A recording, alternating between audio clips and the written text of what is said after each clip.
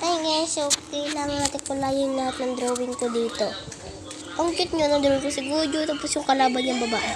This one. So ayan siya guys, kukulayan natin siya dapat.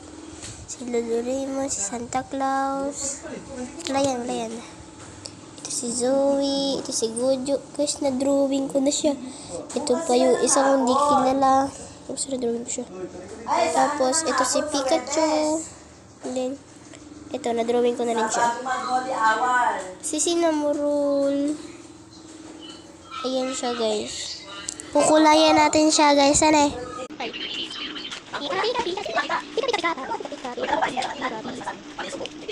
Guys, may sasabihin nga pala sa inyo ako.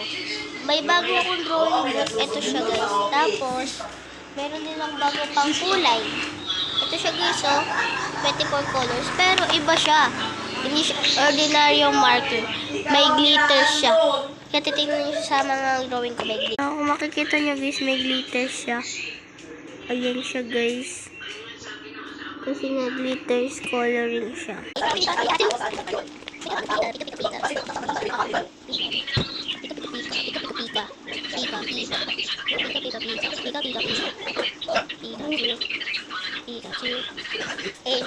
Makaya. Guys, ang ganda mo pang kulay.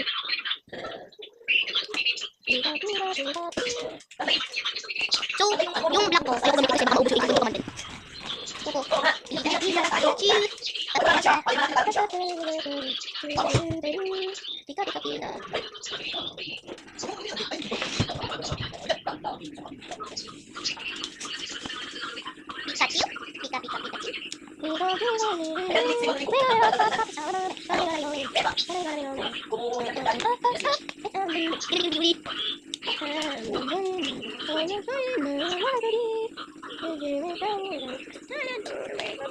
So guys, bago yung tilo, ito yung tatay. Kasi, pepon.